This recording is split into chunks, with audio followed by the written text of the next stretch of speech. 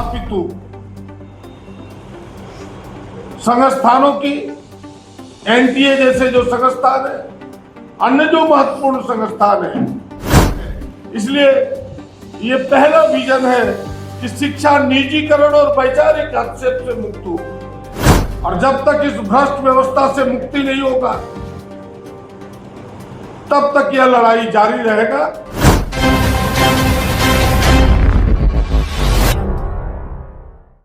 शिक्षा व्यवस्था पुनर्गठित हो, जिसमें छात्रों का हित सर्वोपरि हो,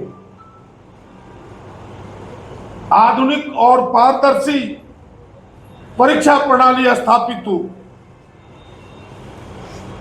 संस्थानों की एनटीए जैसे जो संस्थान है, अन्य जो महत्वपूर्ण संस्थान है, संस्थानों की स्वतंत्रता और जवाबदेही सुनिश्चित हो तथा शिक्षा के निजीकरण और वैचारिक हस्तक्षेप से मुक्त हो। जो हमने पहले बात आपको कही, वो अपने आरएसएस के लोग, अपने विचारों को लोग, वो भ्रष्ट क्या ना हो, ऐसे लोगों को बिठाने का प्रयास करते हैं। इसलिए ये पहला विजन है कि शिक्षा निजीकरण और वैचारिक हस्तक्षेप से मुक्त हो। इसीलिए पूरे देश में एक विजन के साथ, एक विचार के साथ यह आंदोलन आगे बढ़ा है कि शिक्षा बचाए, भविष्य बचाए। और जिसके बारे में हमारे नगर अध्यक्ष जी ने, राजा साहब ने पूरे विस्तार से कहा है। और यह लड़ाई राहुल जी के नेतृत्व में, इन छात्रों की लड़ाई, छात्रों के भविष्य की बचाव की लड़ाई, शिक्षा क्षेत्र की बचाव की लड़ाई सड़क से सदन तक लड़ी जा रही है। और जब तक इस भ्रष्ट व्यवस्था से मुक्ति नहीं होगा, तब तक यह लड़ाई जारी रहेगा। और हमें लगता है कि पूरी Congress party, NSY, youth Congress, पूरी कांग्रेस पार्टी ने इन नौजवानों की इस लड़ाई में पूरी ताकत झोंकी है। और यह लड़ाई निर्णायक लड़ाई बनेगा जब तक इस भ्रष्ट व्यवस्था से हम मुक्ति नहीं दिलाएंगे। धन्यवाद। सरकार किसी की भी हो, हमने उसको टारगेट नहीं किया है। हमने कहा कि एक बेहतर शैक्षिक व्यवस्था, वैकल्पिक शैक्षिक व्यवस्था हो, जो छात्रों के भविष्य को सुरक्षित रखे और छात्रों के हित को सुरक्षित रखे।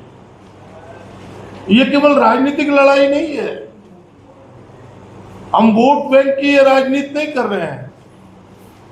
देश के नौजवानों के भविष्य को सुरक्षित करने की ये लड़ाई हमने छेड़ा है। जम्मू कश्मीर से लेकर तमिलनाडु तक 152 लीग का हमने जिक्र किया है हमारी पार्टी ने। जो सच है, यही हकीकत है, वो झारखंड के भी है। और यह कुव्यवस्था झारखंड की सरकार को पिछली सरकार से मिला है। अब तो यह सरकार व्यवस्थित होकर काम कर रही है और आने वाले समय में यह लड़ाई जारी रहेगा। चाहे झारखंड हो, तमिलनाडु हो, जम्मू कश्मीर हो, मध्य प्रदेश हो, चाहे दिल्ली हो, यह लड़ाई आगे जारी रहेगी। विधायिका और कार्यपालिका ये मतांतर की बात, डिफरेंसेस की बात कोई नई नहीं है। ये जुग जुगांतर से चलते आया है। और मुझे भी तो 30-35 वर्षों का तजुर्बा है इस विधायिका में रहने का, कार्यपालिका में रहने का। ये सच भी है। और किसी की भी सरकार हो, इसको पूर्णतः स्मूथ करना बड़ा ही कठिन है, क्योंकि कार्यपालिका एक अस्थायी चीज होता है। विधायिका में लोग आते हैं फिर चले जाते हैं, ये डिफरेंसेस रहता है।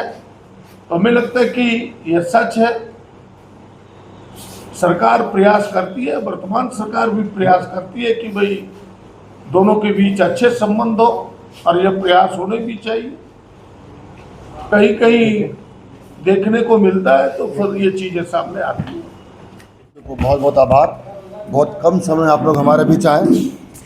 आप सभी को पता है कि नीट 2026 का प्रश्न पत्र के लीक होने के बाद 21 छात्रों ने आत्महत्या की। यही 21 वो छात्र जिनकी जान गई।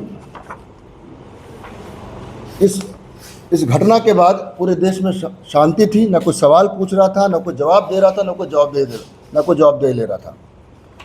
नेशनल टेस्टिंग एजेंसी के नाम से सरकार बनने के बाद एक एजेंसी को क्रिएट किया गया, कंट्रेक्चुअल एजेंसी बना गया, जहाँ की कंट्रेक्चुअल बेसिस पर टीचर्स को उसमें रह के प्रोफेसर्स को बनाया गया, जिनका काम था कि पूरे चुनावी प्रक्रिया को पारदर्शिता के साथ करना। उसके बनने के बाद 91 पेपर लीक हुए इस 9 साल में। इस सारे मुद्दों के बाद भी कोई जवाबदेही लेने वाला नहीं था। इस बीच राहुल जी कोटा गए और एक कोटा फैक्ट्री करके जनजी छात्रों का कार्यक्रम उन्होंने किया, और सभी छात्रों ने, लाखों की संख्या में छात्र वहाँ पहुँचे, और सभी ने एक आवाज़ में कहा कि ऐसे स्पेस, एक प्लेटफॉर्म क्रिएट करना चाहिए जहाँ कि इन सारे मुद्दों के खिलाफ आवाज़ उठा सके। 3 मुद्दों को लेकर हम लोग वहाँ से निकले। पेपर लीक मुक्त परीक्षा, जवाबदेह व्यवस्था बने। जो पेपर लीक होती है बार बार, वो मुक्त परीक्षा किया जाए और जवाबदेही दिया जाए। अगर कोई कुछ घटनाक्रम होता है, कोई जिम्मेदारी कोई तो लेने वाला होना चाहिए, कोई सिस्टम को तो क्लेम करे कि भैया आपकी जिम्मेदारी थी, गलती हुई है। दूसरा, हर परीक्षा और भर्ती का वार्षिक कैलेंडर जारी हो। जिस तरीके से एकेडमिक कैलेंडर होता है, उस तरीके से परीक्षा भर्ती का वार्षिक कैलेंडर होना चाहिए। और तीसरा, इन तीनों छात्रों की आत्महत्या की जिम्मेदारी लेते हुए धर्मेंद्र प्रधान जी को इस्तीफा देना चाहिए। 28 शहर और 40 दिन राहुल जी का कैंपेन जो शुरू कराया, ये तीसरा हफ्ता है। पहला, सबसे पहले जो कार्यक्रम आपने देखा, इमरान प्रताप अली साहब ने प्रेस कॉन्फ्रेंस के माध्यम से इस विषय को आपके बीच रखते हुए शुरुआत की।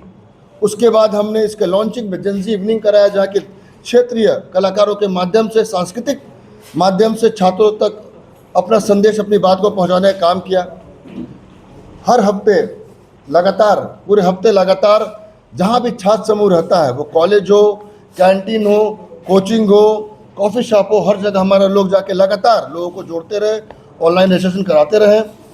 पहले हफ्ता का जो कार्यक्रम था, हमने संविधान संवाद किया, जिसमें हमारे प्रभारी श्री राजू जी थे, हमारे विधायक दल के नेता श्री प्रदीप यादव जी थे, हमारे वित्त मंत्री श्री राधाकृष्ण किशोर जी थे, सुबोध कांत सहाय जी थे, दयामणि बारला थी, जिसमें कि खुला संवाद छात्रों के साथ किया गया। और इस लोकतंत्र को बचाने में हमारे संविधान का क्या योगदान, क्या रोल है, उस पर चर्चा की गई। अभी आखिरी हफ्ता आपने देखा कि महामैराथन का आयोजन किया गया था, और हज़ारों की संख्या में बच्चे उसमें आ रहे हैं, और अपने एजुकेशन के लिए हमारा नामित स्टूडेंट मैराथन एक दौड़ लगाई और 6 बच्चे जीत कर आए। हमारे वित्त मंत्री भी आए हुए थे, वो भीड़ और कार्यक्रम को देख इतना खुश हुए कि सारे जीते प्रतिभागियों के लिए 1 लाख रुपये उन्होंने अनाउंस किया, और प्रोसेस में जो उन्हें मिल जाएगा। आज तीसरा हफ्ता है। हर वीकेंड में हम लोग छात्रों के समूह को एक साथ कैसे अपना संदेश दिया जाए, इस पर्पज़ से हम लोग एक जनसमूह का कोई भी कार्यक्रम करते। आज हमारा मशाल जुलूस है 6 बजे से, और आज हमारे बीच आने वाले 2 हफ्ते तक और एक कार्यक्रम चलेगा। आखिरी कार्यक्रम 9 तारीख को सब हम लोग दिल्ली कूच करेंगे। आप सभी को इसके बारे में पता है, फिर से मैंने विस्तृत जानकारी दी। अब हमारे बीच प्रदीप यादव जी है, जो कि हमारे विधायक दल के नेता है।